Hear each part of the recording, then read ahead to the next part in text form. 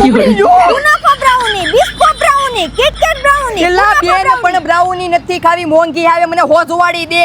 અરે ભાઈ, અક્ષર બ્રાઉનીમાં કોઈ પણ બ્રાઉની લો, ખાલી 80 માં મળે. કૂદકો માર. મેં બાવા ટિલ્લુ. ભાઈ, અહીંયા અક્ષર બ્રાઉનીમાં કોઈ પણ બ્રાઉની ખાલી 80 રૂપિયામાં તો અંદર હાલ. ચાલો.